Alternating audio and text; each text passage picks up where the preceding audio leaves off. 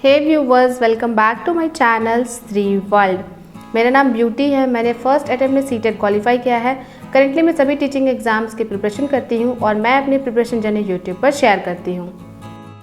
अगर आपने मेरा कल का व्लॉग देखा होगा तो आपको पता होगा कि कल शाम में मुझे अपनी बड़ी दीदी के घर जाना था, तो हम अपनी बड़ी दीदी के घर में ही थे। कल रात में हम वहीं पर रुके थे और अभी हम चारों बहनें मिलकर एकदम बहुत मज़े में चाय पी रहे हैं। बहुत दिनों बाद हम चारों सिस्टर्स एक दूसरे से मिले हैं, इसलिए हम चारों मिलकर बहुत ज़्यादा एंजॉय कर रहे हैं, क्योंकि हमेशा एक दूसरे के साथ मिल पाना पॉसिबल नहीं होता है। और जब कभी भी ऐसा माहौल बनता है घर में तो मैं एंजॉय करने का एक भी मौका नहीं छोड़ती हूँ। चाय पीने के बाद हम छत पर आ गए हैं और यहाँ पर मीठी मीठी धूप को बहुत एंजॉय कर रहे हैं। लगभग 2 महीनों से मैं केवल पढ़ाई पर फोकस कर रही थी और अपनी फैमिली मेम्बर्स को उतना टाइम नहीं दे रही थी, लेकिन साल के एंड में अपने सभी फैमिली मेम्बर्स से मिलने के बाद मुझे बहुत ज़्यादा अच्छा फील हो रहा है। आँखों में तेरे छुपते अरमां में ढूंढता हूँ, बस तू सोचे। फाइनली वहाँ से ब्रेकफास्ट करने के बाद मैं अपने रूम आ गई थी और यहाँ आने के बाद मैंने अपनी पढ़ाई स्टार्ट कर दी है। सुबह के 11:15 बज गए हैं और अभी मैं अपनी पढ़ाई का फर्स्ट स्लॉट स्टार्ट करने वाली हूँ। तो सबसे पहले मैंने अपना टाइमर ऑन कर दिया है और टाइमर ऑन करने के बाद मैं सबसे पहले जीके पढ़ रही हूँ। जीके में आज मैंने मगध साम्राज्य से पढ़ना शुरू किया था और मैंने हर्यक वंश, शिशुनाग वंश, नंद वंश और सिकंदर का आक्रमण पहले मैंने यहाँ तक कंप्लीट किया और उसके बाद मैंने मौर्य साम्राज्य भी कंप्लीट किया है।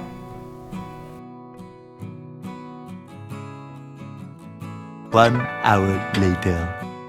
क्योंकि मैंने पहले भी हिस्ट्री इस बुक से पढ़ा है तो 1 घंटे में मैं बहुत ज़्यादा कंटेंट जो है रीड कर लेती हूँ और जब भी मैं पढ़ना शुरू करती हूँ तो मुझे बहुत कुछ याद भी आता है। ऐसा नहीं है कि मैं हिस्ट्री पूरा भूल गई हूँ, मुझे बहुत सारे फैक्ट्स जो हैं वो लर्न है, लेकिन जो फैक्ट्स मुझे कंफ्यूजिंग लगते हैं या फिर जिनको मैं रिमाइंड नहीं कर पाती हूँ उनको मैं 9 से 10 बार पढ़ लेती हूँ।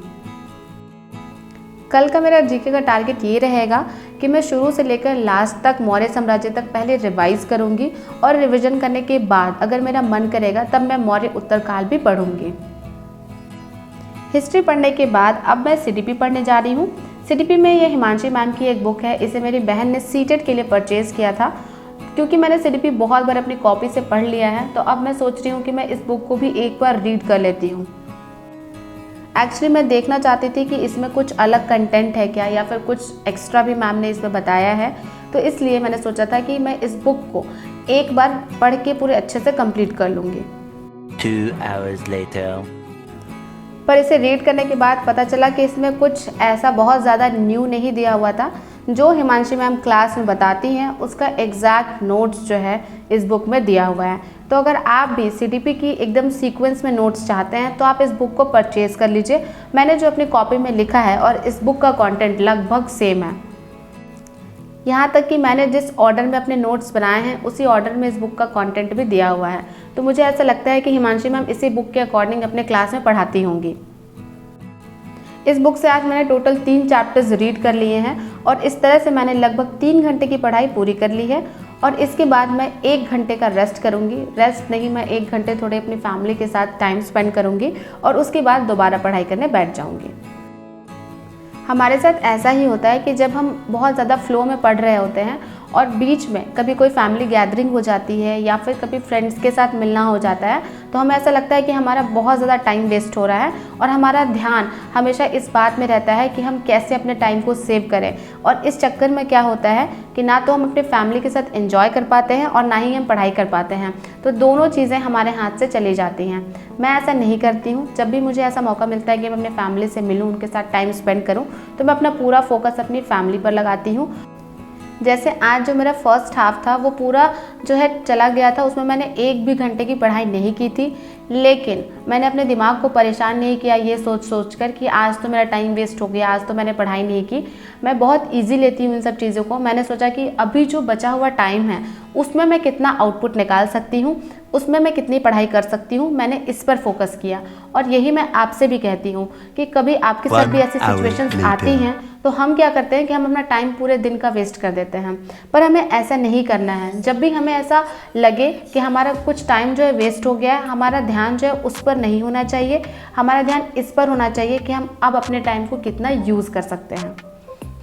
और मैं आपको बता रही हूँ, जिसने ये चीज़ करना सीख लिया ना कि हमें अपने बचे हुए टाइम को कैसे यूज़ करना है, समझिए कि उसने अपने टाइम को कंट्रोल कर लिया। जैसे कल रात में मैं अपनी दीदी के घर में थी, सुबह 10 बजे तक मैं वहीं पर थी, तो मैंने अपना फोकस केवल अपनी फैमिली पर लगाया। इस तरह से मैंने उनके साथ भी एक बहुत ही ज़्यादा क्वालिटी टाइम स्पेंड किया। और उसके बाद जब मैं यहाँ आई तो यहाँ भी मैंने 2 से 3 घंटे ही केवल पढ़ाई की, लेकिन जो मैंने पढ़ाई की वो बहुत ज़्यादा फोकस और कंसंट्रेशन से की। उस समय मैं ये नहीं सोच रही थी कि आज तो पूरा टाइम बीत गया मेरा, या फिर इसको लेकर मैं वरी नहीं हो रही थी। ईवीएस पढ़ने के बाद मैंने थोड़ा सा ब्रेक लिया था, और ब्रेक में हम खा रहे थे यहाँ का बहुत ही स्पेशल पापड़ी चाट। इस समय मुझे अपने बहन के स्टूडेंट्स को ट्यूशन भी पढ़ाना था, तो मैंने 1 घंटे उनको ट्यूशन पढ़ाया, और ट्यूशन पढ़ाने के बाद मैं वापस पढ़ाई करने आ गई हूँ। शाम के 5 बज गए हैं और अब मैं पढ़ने जा रही हूँ करंट अफेयर्स। बहुत सारी मेरी व्यूअर्स पूछ रही थी कि आप ईवीएस का कौन सा बुक पढ़ती हैं, तो देखिए मैंने जो आज ईवीएस की बुक पढ़ी है वो केवीएस के रिगार्डिंग नहीं है या केवीएस के सिलेबस पर बेस्ड नहीं है, इसलिए मैं आपको उसका नाम नहीं बताती या आपको रिकमेंड नहीं करती, क्योंकि ये बुक जो है मेरे ग्रेजुएशन की है। ग्रेजुएशन के 3rd ईयर में मेरा एक सब्जेक्ट ईवीएस भी था, तो उसी सिलेबस पर बेस्ड ये बुक है, और अभी कोई केवीएस के लिए ईवीएस की बुक नहीं आई है, इसलिए मैं इसे अभी रीड कर रही हूँ, ताकि जो टाइम मेरे पास है उसमें मैं थोड़ा एक्स्ट्रा नॉलेज गेन कर लूँ।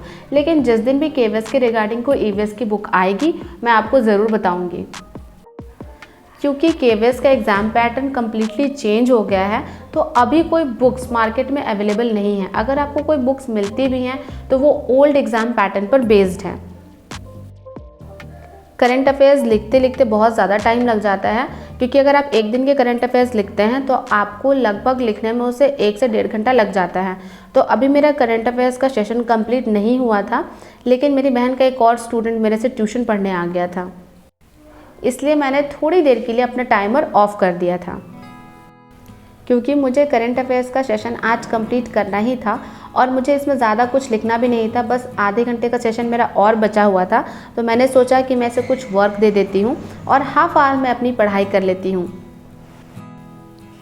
इसलिए मैंने इसे ज्योग्राफी लर्न करने के लिए दिया है और साथ साथ में अपने करंट अफेयर्स का सेशन भी अटेंड कर रही हूँ। उसको वर्क देने के बाद मैंने अपना टाइमर ऑन कर दिया है और वापस से करंट अफेयर्स लिखने में लग गई हूँ। इस तरह से आज मैंने 5.5 घंटे की पढ़ाई पूरी कर ली है। अब मैं अपना टाइमर ऑफ कर दूंगी और मैं ये कह सकती हूँ कि आज के दिन को भी मैंने लास्टली प्रोडक्टिव बना ही दिया। रात में मैं कोशिश करूँगी कि मैं आधे घंटे की पढ़ाई और करूँ, क्योंकि आज मैंने जो करंट अफेयर्स लिखा है उसे लर्न नहीं किया है, तो उसे मुझे लर्न भी करना है। आज के लिए बस इतना ही। अगर आपको मेरी ये वीडियो अच्छी लगी हो तो इसे थम्स अप देना मत भूलिएगा। अगर आप मेरे चैनल पर नए हैं तो मेरे चैनल को सब्सक्राइब कर दीजिए। इसी तरह के मोटिवेशनल स्टडी व्लॉग के साथ मैं आपसे मिलती रहूँगी, आपका हौसला बढ़ाती रहूँगी। मिलते हैं नेक्स्ट व्लॉग में।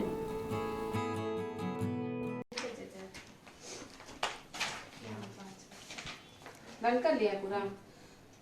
बोलो तो the industry in Jamshedpur India के बारे में, Tata iron and steel company के बारे में। Tata Iron and Steel Company (TISCO), who is now named as Tata Iron and Steel Limited.